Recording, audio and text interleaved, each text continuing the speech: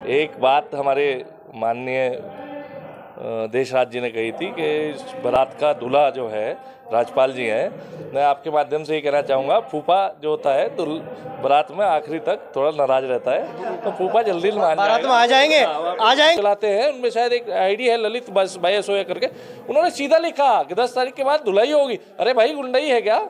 ऐसा कौन बोलता है? जो नहीं देगा यानी कि उसके साथ बदतमीजी करेंगे? ये ऐसी खबरें मैंने देखा, मुझे उनकी मानसिकता पे बहुत अफसोस। किस तरह की धुलाई होगी? परिवार में परिवार की धुलाई होगी या जनता में या वोटों में? मैं देखिए, मेरी बात आप इसको इस तरह घुमा रहे हैं। अगर जहाँ तक गौरव जी का सवाल है, मेरे बड़े भाई हैं, उनको ये तो एक विचारों की लड़ाई। अगर अंदरूनी तौर पर बड़े भाई कहेंगे कि आप हमें अंदरूनी समर्थन दें सबको। चुनाव में 2022 में चौधरी कुलवीर का ग्राफ ऊपर, चौधरी यशवीर का नीचे, ऐसा कुछ हो सकता है? मैं झबरेड़ा के मानवेंद्र चौधरी हमारे साथ हैं। सर, आज भारतीय जनता पार्टी को कश्यप समाज ने बड़ा लंबा चौड़ा अपना समर्थन देने का काम किया है। लगातार आप ग्राफ बढ़ाने में बीजेपी का कामयाब हो रहे हैं, कि जिताने में भी कामयाब हो पाएंगे या नहीं? देखिए, मैंने आपके माध्यम से पहले भी कहा था कि बड़े बोल जो है वो हम लोग नहीं बोलते। हमारी रीति नीति नहीं है कि हम कोई बड़े बोल बोलें। हम अपना प्रयास कर रहे हैं, हर प्रत्याशी अपना अपना प्रयास कर रहा है। मैं आपको ये बताता हूँ कि समर्थन की जो आपने बात कही, इसमें थोड़ी सी तब्दीली करके कहता हूँ, ये तो पार्टी ही कश्यप समाज की है, ये समर्थन नहीं। ये तो उन्होंने आकर के अपने कैंडिडेट का स्वागत किया है। 3 दिन पूर्व एक गांव में लगभग 36 गांव के लोगों ने, जिम्मेदारों ने कश्यप समाज के बसपा को समर्थन देने का काम किया था। नहीं, देखिए ऐसा है, इक्का दुक्का कोई आदमी ये कहे कि मैं इक्का दुक्का नहीं, 36 लोग पूरे जिम्मेदार थे।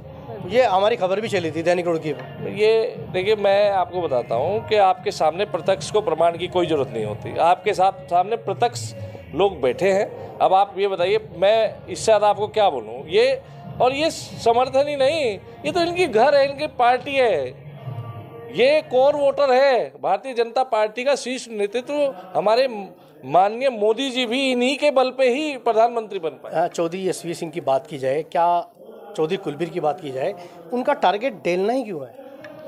देखिए, मैं आपके माध्यम से ये कहना चाहता हूँ, मेरे बड़े हैं, और टारगेट में अगर बाबूजी छोटे मेरे पिताजी की बात करी जाए तो कोई ऐसा वीडियो या कोई ऐसा क्या आपके पास है जिसमें वो 2 दिन पूर्व सचिन पायलट का कार्यक्रम लिया जाता है, जिसका शेरपुर के बाद डेलना में लाया जाता है।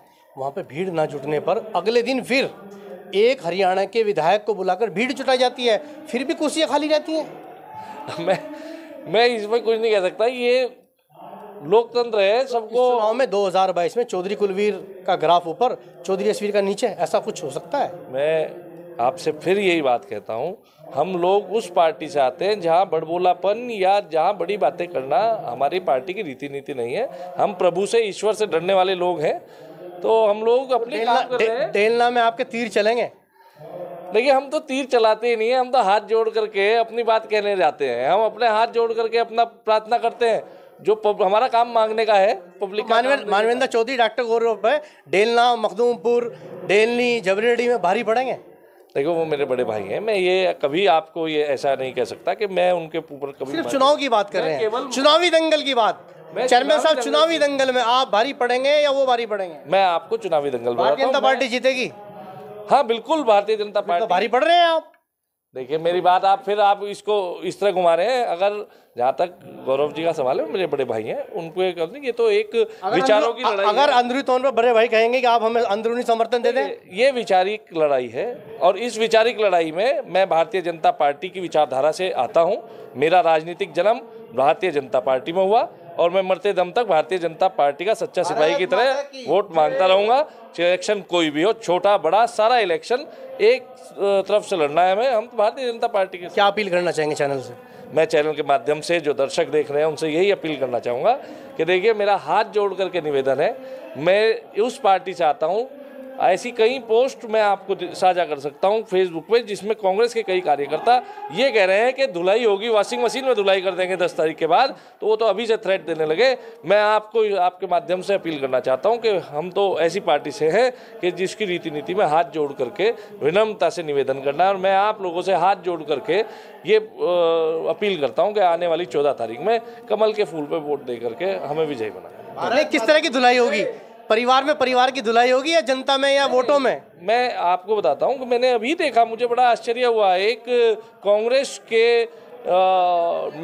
आईटी सेल, शायद उनके कुछ लड़के हैं जो चलाते हैं, उनमें शायद एक आईडी है ललित भाई सोया करके, उन्होंने सीधा लिखा कि 10 तारीख के बाद धुलाई होगी। अरे भाई, गुंडाई है क्या?